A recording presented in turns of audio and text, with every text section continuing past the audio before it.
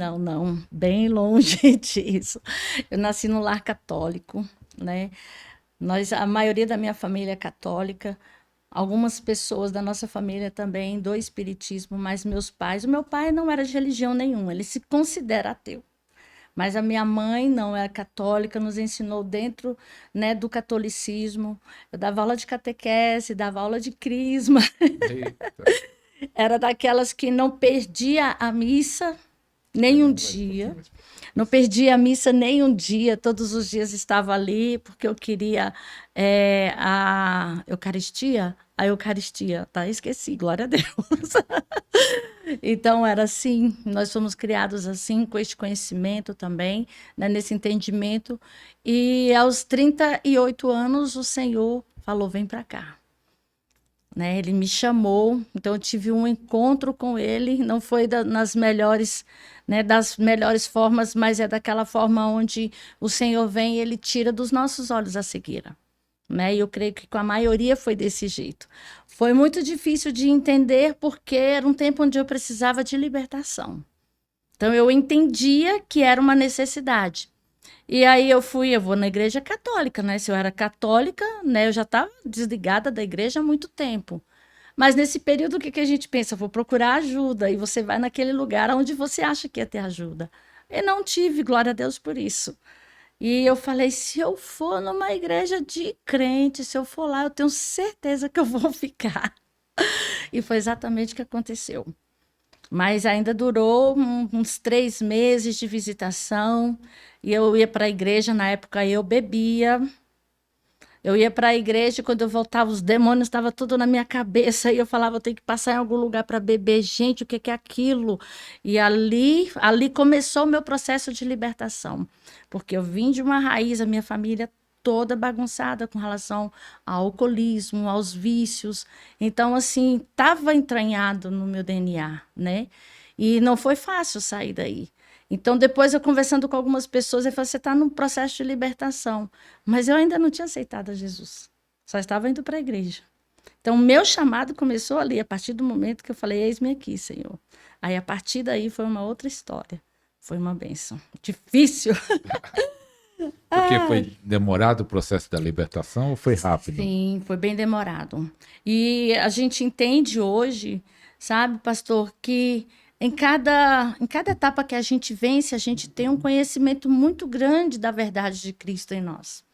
E essa verdade, ela demora muito para acontecer.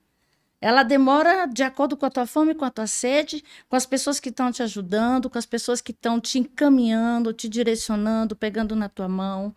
E aí é o tempo, né? O tempo a gente caminha por um período, caminha as forças acabam. Então eu falo para você assim que nos meus primeiros meses, primeiro ano, ainda foi difícil. Com relação à bebida, quando eu falei: não, agora eu sou cristã, aí sim eu parei. Sabe? Parei e falei assim: não, não é isso que eu quero para minha vida, então eu já me decidi, então já parei, já, né, realmente vesti, troquei as minhas vestes, mas de fora para dentro, sabe? Então fui trocando a minha veste de fora para dentro, não de dentro para fora, mas com aquela força, com a vontade de querer mudar, de querer ser transformada. E aí a gente entende nesse caminhar que a nossa força é muito pequena, né? E a gente não conta com todo mundo e as perguntas vêm, as necessidades vêm nesse processo de libertação e você precisa estar se alinhando. E nesse percurso, durante muito tempo, eu não tinha respostas. Eu não tinha respostas que eu procurava nas pessoas, então eu ia para a palavra do Senhor. Procurava na resposta ali dentro da palavra do Senhor. E o Senhor foi me ajudando a tirar os carrapichos. Glória a Deus por isso. Glória a Deus. E desse tempo para o chamado, como foi esse processo de ser chamado para o ministério? Foi nessa igreja que você converteu ou foi passando vários processos para o chamado para o ministério que a Para o apóstola tem ministério. hoje? Foi bastante. Passei por algumas igrejas.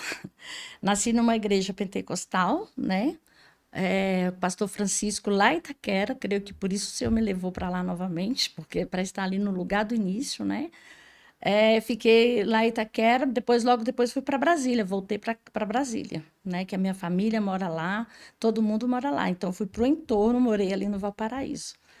E esse tempo todo eu caminhei em algumas igrejas, igreja pentecostal, igreja batista, Assembleia de Deus, mas sempre entendendo que tinha muitas coisas que eu precisava buscar.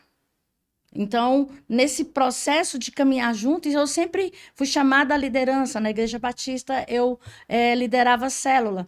Na igreja, na Assembleia de Deus, também eu liderava grupo de mulheres. Através da minha vida, uma igreja nasceu lá no Valparaíso, através da MAC, Ministério do Amor de Cristo. Então, o Senhor, ele abriu um lugar ali onde nós passamos. Era só 3 pessoas, eu mais um casal. E ali, um pastor lá da Bahia, ele viu que o ministério estava crescendo e era dentro do meu salão. E aí ele falou: não, eu vou ajudar esse pessoal. Então ele veio, ele alugou cadeiras, 100 cadeiras, alugou um galpão e olha, eu vou pagar o aluguel, um ano de aluguel para vocês. Era eu mais um casal, o pastor Lucas, que na época eles eram missionários, e era a missionária Adriana e pastor Lucas. Meu Deus! Mas foi uma bênção, foi uma bênção. Então, assim, explodiu e a igreja está lá até hoje. Glória a Deus por isso, sabe? De pouquinho em pouquinho ela foi crescendo.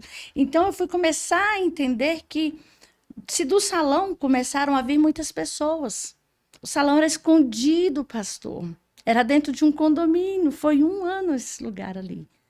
E o Senhor que permitiu que fosse ali guardadinho para que aquelas pessoas viessem. Não podia ter anúncio, não podia ter nada, porque era em condomínio. Então, as pessoas que iam para lá eram pessoas que precisavam de ajuda. E aí eu entendi que quando abriu a igreja, o Senhor falou: vou eu tirar você daqui. E aí sim, ele me entregou o salão onde eu queria trabalhar, onde seria o meu salão. Foi o meu salão lá no Valparaíso. Então, eu comecei a entender que o meu chamado tinha muito a ver com coisas que eu passei na minha vida e também passava sem respostas.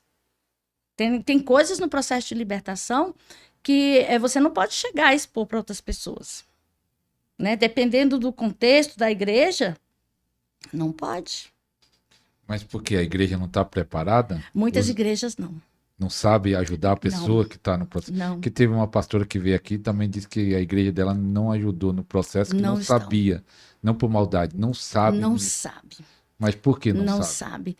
Porque Não estuda tanto teologia, tanta faculdade de teologia. A teologia mata, pastor. A teologia é letra. E quando a gente começa a entender que o processo de libertação é experiência com o Espírito Santo, mas são degraus que você precisa atravessar junto com Deus, segurando ali na mão dele. Jesus, ele já te deu a cura, ele nos deu a cura e a libertação. Através das nossas decisões, a gente vai alcançar, porque já é nosso. Já é um presente que o Senhor nos deu, uma verdade que nós temos. A palavra diz: e conhecereis a verdade, e a verdade vos libertará. Mas, às vezes, a Bíblia, para algumas pessoas, ela é um livro fechado. Não é que ela não lê, ela lê. Mas ela não procura a rema, não procura a revelação, não procura as experiências nela para ajudar outras pessoas. E nem todas as experiências também vão estar na palavra do Senhor. Então, algumas experiências que eu vivi no campo de libertação, eu comecei a trazer para mim o entendimento através da pastora Tânia Tereza, através do pastor Oswaldo Lobo, através do Maurício, eu esqueci o nome, o segundo nome dele, do pastor Maurício. São pessoas que naquela época me ajudavam muito. Então, assim, eu era daquela youtuber, que só vivia no YouTube. Era 24 horas aqui, trabalhava aqui. Aprendeu no Aprendi YouTube. no YouTube. Não tinha um podcast naquela época? Não tinha. Não tinha o pastor Ariston. Esse podcast ajudava também. Não tinha, verdade.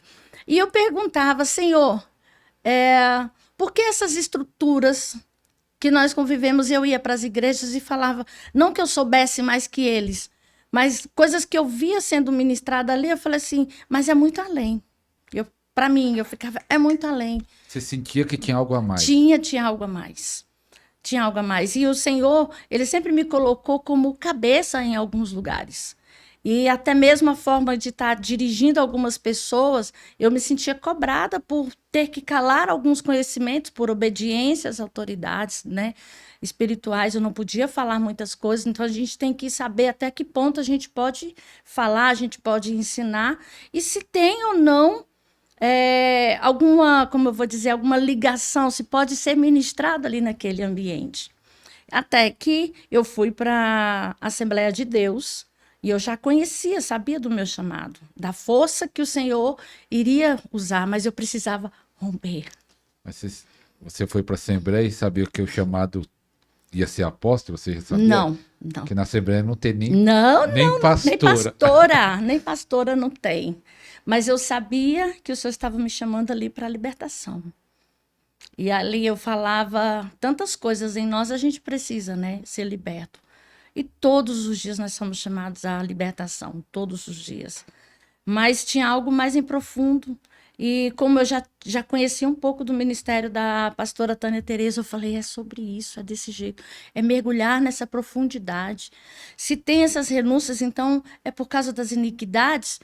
Chega um tempo que a gente fala, por causa das iniquidades, então vamos tirar as iniquidades, vamos orar, vamos confessar, vamos deixar. A palavra fala que aquele que se arrepende e deixa, alcança misericórdia. Mas eu falava, eu estou arrependendo do meu pecado e do pecado dos meus pais. Como que eu faço? Daí eu fui entender o processo de como confessar pecados, né, de iniquidades, por identificação. Então, fui crescendo nesse conhecimento, fui crescendo neste meio, mas tudo ainda era para mim. Tudo ainda era para mim. Quando eu assistia as ministrações do Oswaldo Lobo, pastor Oswaldo Lobo, eu falava, uau, meu Deus, que coisa é essa? Que coisa linda. E ele falava que como ele confrontava os demônios, como... Eu falei, meu Deus, é isso. E eu nunca tive medo. Mas já começou a libertar lá na Assembleia? Aí, quando a gente começava algumas coisas, entrar na marcha, alguma coisa assim, o pessoal já, eita, tá diferente. Tá Que diferente. manto é esse? Tá diferente. As línguas eram diferentes. As línguas também. As línguas, né? Por que as línguas eram diferentes? Porque eu orava em línguas e a língua que eu orava era diferente da de todo mundo. Mas por quê? É porque tem variedade de línguas, Assim, né? mas tinha a ver com a guerra, com a libertação? Às vezes, sim, com a libertação, hoje o Senhor, né, ele me faz entender pelo Espírito, discernir pelo Espírito, quando a gente está orando em línguas e está no tempo, na oração de intercessão, quando a gente está na oração de guerra, até mesmo porque a gente sente a presença dos anjos, sente as armaduras, né? Então, eu fui entender exatamente nesse período, quando eu estava ali na Bleia. Só que isso não é bem visto em alguns lugares. E principalmente quando fala assim, a missionária, ela vai querer passar do pastor em conhecimento, que vai querer libertar mais. Hoje tem muito isso, sabe, pastor? Mas você já era missionária? Era missionária, já era missionária. Foi ungida? Fui ungida. E então, quando veio nesse processo, eu falei, por que as pessoas só me chamam para ir para as visitas nos lares, né? Cuidava de mulheres.